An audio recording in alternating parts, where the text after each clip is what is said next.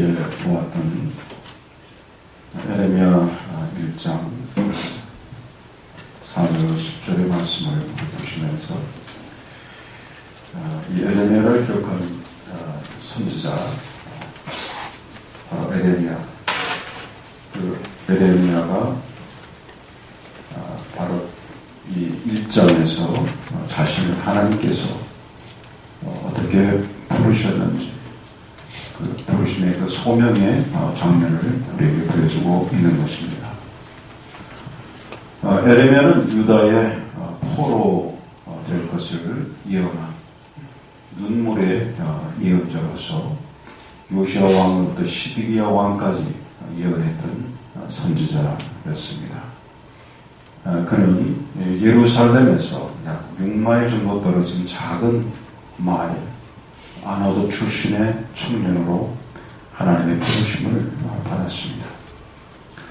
하나님께서는 이 에레미야에게 임하셔서 그에게 선지자의 사명이 주어졌음을 통보하십니다. 그러나 아직 짐작컨대 한 30대 초반에 불과한 청년 에레미야로서는 그 하나님의 통보하심을 성령을 그대로 받아들이기가 참 두려움이 많았던 것 같습니다.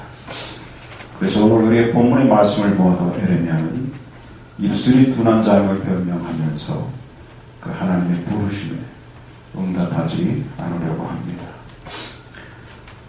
그러나 하나님께서는 포기하지 않으시고 에레미야에게 강권적인 명령으로 다시 한번 그에게 소명을 주시고 그리고 하나님의 동행하심과 구원의 약속을 통하여 그가 선지자의 소명을 받아들이도록 만드십니다.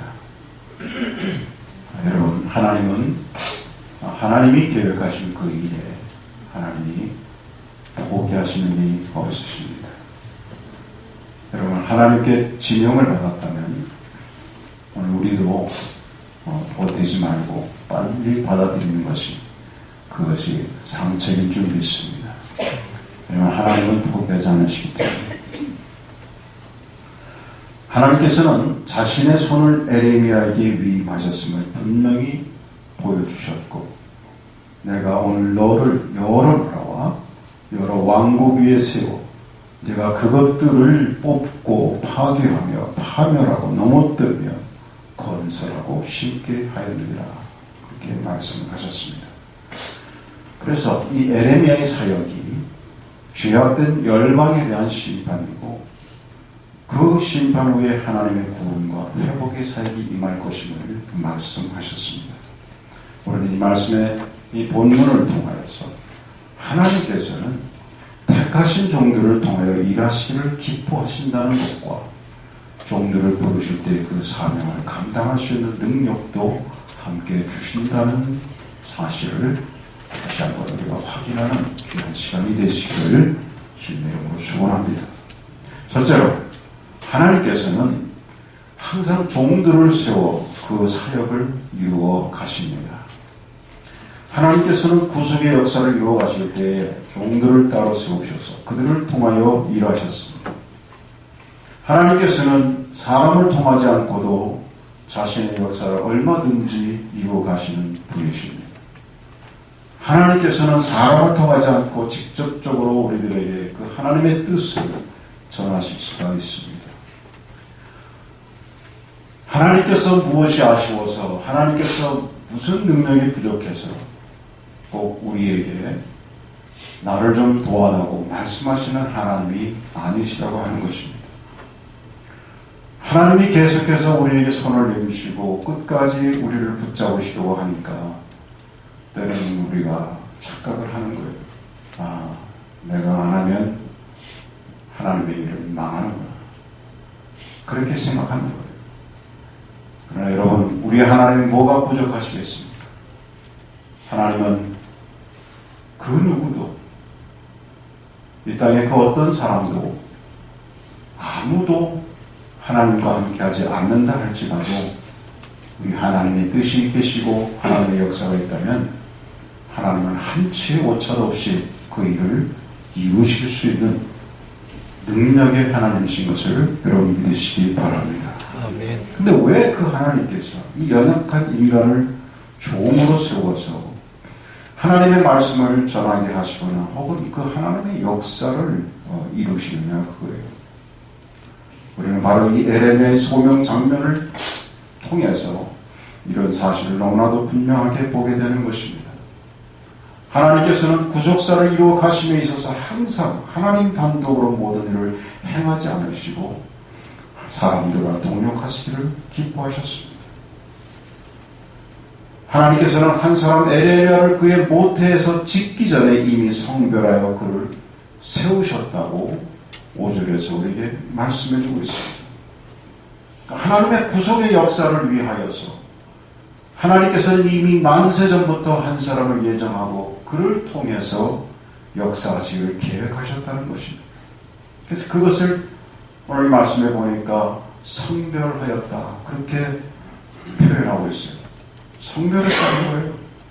이 말이 참 중요합니다. 이것은 하나님께서 에레미야를 특별한 목적을 위해서 태초부터 이미 구별하셨다는 그런 말인 것입니다. 그러니까 하나님께서 한 사람 한 사람을 그 하나님의 구속의 사역의 역사라든지 하나님께서 이루시는 그 모든 일을 위해서 부르실 때에 결코 그냥 부르시는 것이 아니에요. 그냥 설렁설렁 너 한번 와볼래라고 이렇게 말씀하시는 그런 하나님의 아니시라고 하는 것을 우리가 여기서 느끼게 되는 것입니다. 그러니까 우리 식으로 한번 표현해 보면 이런 거죠. 하나님께서 대충 우리를 부르셔서 아무개야 부르더니 야 너 한번 이거 한번 해볼래? 그렇게 하나님께서 말씀하시겠냐 이거예요. 만약에 그렇게 받아들이면 우리의 반응이 나도 모르게 한번 해볼까? 이렇게 된다. 여러분 우리 하나님이 여러분을 우리 하나님께서 저를 하나님께서 우리 연약한 사람을 인간을 이렇게 부르셔서 그 하나님의 동참시키실 때 야 너 아무개야 한번 해볼래? 이렇게 하나님께서 제안하시는 하나님이 아니심을 여러분 믿으시기 바랍니다. 해보고 싶으면 해보고 말려면 말고 이런 하나님이 아니시라고요. 그러니까 지금 에레미야를 부르실 때 여기서 5절의 말씀처럼 그렇게 말씀하시고 계신 거예요. 내가 너를 모태에 짓기 전에 너를 알았고 네가 배에서 나오기 전에 너를 성별하였고 너를 여러 나라의 선자로 세웠노라. 그렇게 하나님께서 에레미야에게 말씀하시는 거예요. 그러니까 이 말씀은 비단 에레미야뿐만 아니라 저와 여러분에게도 오늘날 이 시대를 살아가는 하나님의 백성 그 누구에게도 예의 없이 하나님께서 하나님의 일을 우리에게 맡겨주실 때에 한번 해볼래? 그렇게 말씀하시지 않는다고 하는 사실입니다. 에레미야처럼 내가 너를 성별했다. 내가 너를 구별했다. 너를 특별히 픽업했다. 그래서 너로 하여금 내 이 위대한 일에 이 엄청난 일에 네가 함께하기를 내가 간절히 바란다. 이런 간절함으로 우리에게 말씀하시는 거라고 하는 사실입니다. 그렇다면 우리가 그 사실을 정말 깨닫는다면 그 사실을 우리가 정말로 실감을 한다면 우리가 하나님께서 제안하시는 그 일에 한번 해볼까 이렇게 될 수가 없는 것입니다. 사랑 여러분, 하나님께서 맡겨주신 하나님의 일에, 교회 일에 우리는 얼마나 충실했습니까? 우리가 지나온 금년 한 해를 또한 돌아보면서 이제 다음 주 우리의 사무총회를 또 앞에 두면서 우리 한번 돌아보게 됩니다. 만약 나라에서 우리에게 어떤 일에 협력하라고 우리에게 홍보대사, 명예대사라고 이렇게 위촉하는 편지를 한번 받는다면 우리는 어떤 마음으로 그것을 받아들일까요? 가끔 보면 TV를 보면 유명한 연예인이라든지 그런 사람들을 나라에서 홍보를 위해서 명예대사, 홍보대사로 해서 위촉하는 그런 것을 봅니다. 그 사람들은 그것을 아주 명예롭게 생각하고 그것이 그 사람들이 어디 나가면 한 번만 나가도 수천만 원의 수입이 생기는데도 불구하고 그런 수입이 되지 않는데도 아주 그걸 명예롭게 생각하고 그 일을 뛰어다니잖아요. 아마 우리도 그러지 않을까 싶습니다. 나라가 나를 알아줬어. 그래서 나에게 이런 명예로운 일을 위촉했어. 난 이 일이 홍보돼서요. 아마 굉장히 자부심을 가지고 프라우드해서 그 일을 잘 하지 않을까 싶습니다. 우리가 한번 생각해 본다면 하나님께서 우리에게 맡겨주신 그 일에 대해서 그것이 하나님의 일이라고 우리가 늘 밥 먹듯이 버릇처럼 얘기는 하고 있지만 정말 우리가 그 하나님의 일에 대해서 저와 여러분이 우리 하나님의 백성들이 얼마만큼 그 일에 대해서 흥분하고 정말 이건 대단한 일이다 생각하고 그 일을 우리가 생각하는 조그만 일부터 큰 일까지 우리가 이것이 하나님의 일이면 조그만 일이라 할지라도 큰 일이라 할지라도 다 우리에게는 너무나 명예롭고 귀한 일이라 생각하고 그 일을 감당해 왔는지 한번 돌아보게 되는 것입니다. 이렇게 하나님께서는 오늘도 하나님의 그 역사를 이루어가시기 위하여 자신의 종들을 들어서 사용하신다는 사실입니다. 이와 같은 이유로 하나님께서는 오늘 우리들도 이 시대에 합당한 그 구속사적인 하나님의 역사적인 사명, 그 사명에 우리 모두가 또한 부름받았다는 사실을 우리는 잊지 말아야 할 것입니다. 우리가 일단 하나님의 백성으로 부름받았다고 하면 여러분 우리는 하나님의 자녀로서 구원받은 백성으로 이 축복된 삶을 살아가지만 동시적으로 우리에게는 이제 그 하나님의 구속사의 역사 속에 하나님의 동역자로서 이 땅을 살아가는 것입니다. 왜냐하면 우리를 구원하시면 바로 우리에게 하나님께서 이제는 네가 나와 함께 잃어버린 아직도 나의 자녀가 되지 못한 이 땅의 많은 불쌍한 영혼들을 위해서 우리가 함께 일해야 할 동역자다라고 하나님께서 말씀하시는 것이기 때문입니다.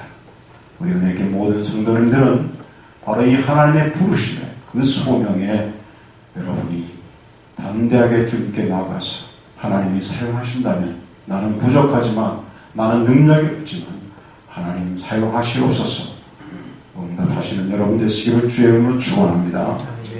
두 번째로 우리는 오늘 이 본문의 말씀을 통하여 하나님께서는 종들을 부르실 때의 그 사명을 감당할 수 있는 능력도 주신다는 사실입니다. 환경도 주신다는 사실입니다. 하나님께서는 선자 에레미야를 말씀 사역을 위해서 부르셨을 때에 그에게 전할 메시지는 물론이고 그에 대한 보호의 약속과 또 그 사명을 감당할 능력도 주신다고 약속을 하여 주셨습니다. 우리 다 같이 8절과 9절을 다시 한번 읽습니다. 시작. 너는 그들 때문에 두려워하지 말라. 내가 너와 함께하여 너를 구원하리라. 나 여호와의 말이니라 하시고 여호와께서 그의 손을 내밀어 내 입에 대시며 여호와께서 내게 이르시되 보라 내가 내 말을 내 입에 두었노라. 아멘. 그렇습니다. 하나님께서 이 말 못하는 아이라고 했을 때에 그러지 마라. 내 말을 내 입에 두었니? 네가 말 못하느냐? 그렇다면 내가 너를 말 잘하는 사람으로 능력의 말을 전하는 사람으로 너를 만들어주겠다. 일종의 하나님께서 그의 입에 터보 엔진을 갖다 장착을 하죠. 그래서 그러하여 얼마든지 능력의 말을 전할 수 있도록 해주시겠다는 거예요. 감당할 수 있는 능력을 주시겠다고 합니다. 나의 능력이 아닌 하나님의 능력으로 그 일을 해나갈 수가 있다고 하는 것을 말씀해 주는 것입니다. 우리는 성경에 보시면 이와 유사한 내용들을 얼마든지 많이 발견할 수가 있습니다. 여러분, 모세의 경우 아시죠? 모세도 그랬습니다. 모세도 내가 입이 둔합니다 그랬어요. 모세가 저 애굽의 그 무시무시한 그 어마어마한 정말 그 어떤 것도 누구도 어떻게 할 수 없는 그와 같은 애굽의 삶을 그가 경험했지 않습니까? 그런데 그곳으로부터 도망쳐 나온 자기로 하여금 다시금 애굽으로 들어가라고 할 때에 그는 인간적으로 생각하면 결코 자기가 감당할 수 있는 일이라고 생각할 수가 없었을 겁니다. 그렇게 추조하고 두려워 떠는 모세를 향해서 그의 손에 능력의 지팡이를 들려 보내셨습니다. 그리고 그 지팡이는 하나님의 임재를 상징하는 것이 되었고, 모세는 그 지팡이를 가지고 수없이 많은 하나님의 이적을 행하고 그리고 받은 사명을 또한 감당할 수가 있었습니다.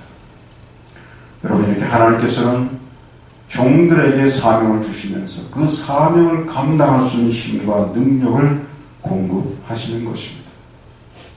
예수님께서도 제자들을 세상으로 파송하실 때 빈손으로 내보내지 않으시고 귀신을 쫓아내고 병을 고치는 능력들을 보내주셨습니다. 요즘 생각해보면 벌써 이제 저도 신학교 졸업한 지가 거의 한 40년 가까이 되어가는 것 같습니다. 그때 신학을 졸업했던 동기들이 한 40여 명 돼요. 그러니까 그때만 해도 신학교 사이즈가 지금처럼 지금은 이제 우리 교단 신학교가 유니버시티 사이즈로 이렇게 커졌습니다만 그렇게 많지 않았습니다. 근데 공부할 때 보면 그 동기 신학생들이 그냥 어설프게 짝이 없는 거예요. 제가 생각해도 저도 마찬가지였겠죠. 그렇게 보였겠죠. 근데 오늘 한 40년 가까이 그런 시점에서 보면 동기 목사들이 참 놀라운 역사를 이루면서 목회하는 그 현장들을, 그 소식들을 접하게 됩니다. 그러면 생각에 지금의 그런 모습과 40년 전의 이 모습이 이렇게 대비가 되는 거예요. 참 어찌 보면 코올리게 같은 그런 어리숙한 청년이었는데 이런 생각이 듭니다. 어떻게 보면 그때 더 이렇게 어리숙하게 보였던 그런 동기들이 지금은 더 목회를 잘 하고 있다. 목회를 잘하고 있다, 안 하고 있다는 것이 우리가 섣불리 판단할 수 있는 건 아니지만 하는 걸 보면 그런 걸 보면서 하나님께서는 그 하나님의 일을, 그 사역을 행하도록 우리를 부르셨을 때 분명히 하나님은 감당할 수 있는 능력을 함께 부여해 주셔서 하나님이 그 일을 행하신다고 하는 것을 본인에게도 깨닫게 해주시고 또 주변 사람들에게 깨닫게 해준다고 하는 사실을 오늘 우리는 깨닫게 되는 것입니다. 사랑하는 여러분, 하나님 앞에 우리가 부름받았을 때에 우리 스스로 우리의 환경을 돌아보는 이런 불신앙이나 하나님에 대한 우리의 믿음 없음을 나타내는 우리가 되지 않기를 주의 이름으로 축원합니다. 하나님이 저와 여러분을 부르셨을 때 분명히 하나님은 여러분을 그것을 감당할 수 있는 그런 환경으로 그런 사명을 주시기 위해서 부르셨다고 하는 사실입니다. 그러므로 여러분, 우리는 누가복음 21장 15절에 보시면 내가 너희의 모든 대적이 능히 대항하거나 변박할 수 없는 구변과 지혜를 너희에게 주리라. 이렇게 주님께서 제자들에게 말씀하고 계신 이 말씀을 믿어야 할 줄 압니다. 하나님께서 우리를 부르셨습니다. 하나님께서 주님의 일에 동참케 하셨습니다. 그렇다면 하나님께서 분명히 그 일을 감당할 수 있도록 책임져 주신다는 사실입니다. 마지막 세 번째 하나는, 하나님께서는 부름받은 자들에게 요구되는 것은 오직 순종이다, 이렇게 말씀하시는 거예요. 하나님께서 변명하는 에레미야에게 7절에 보시면 뭐라고 하십니까? 7절 다 같이, 여호와께서 내게 이르시되 너는 아이라 말하지 말고 내가 너를 누구에게 보내든지 너는 가며 내가 내게 무엇을 명하든지 너는 말할지니라. 보내면 가고 말하라고 하면 하나요. 순종하라는 것입니다.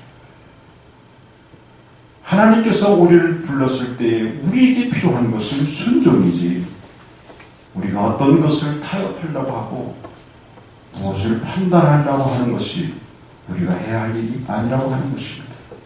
그야말로 사명자의 오직 한 가지 요청되는 것이 있다면 그것은 사명에 대한 순종이라고 하는 것을 말씀하고 있는 거예요.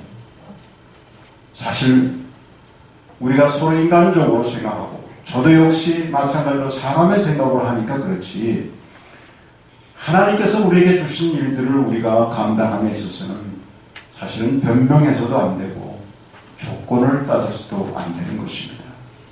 하나님의 명령에는 어떤 타협도 있어서는 안 되는 것입니다. 우리가 성경에 나타난 하나님의 신실한 종들의 모습 속에서 가장 두드러지게 발견할 수 있는 오직 한 가지 특성이 있다면 그것은 바로 그들이 철저하게 하나님의 명령에 순종하였다는 사실입니다.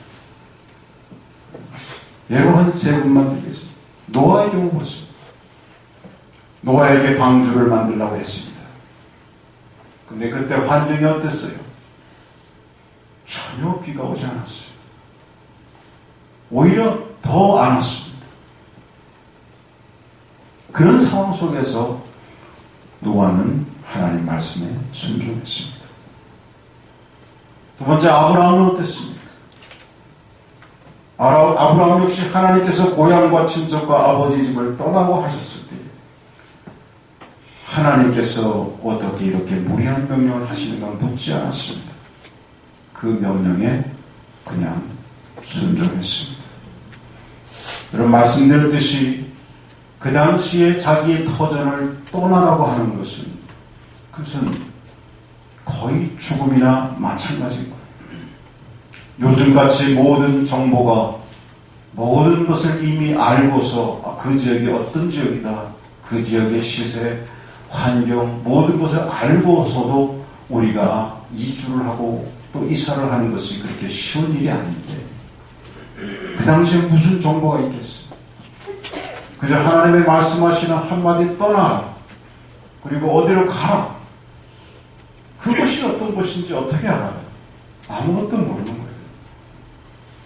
그러므로 거기를 떠나라고 하는 것은 어쩌면 축복이 아니라 그 현상만을 보면 거의 저주 같은.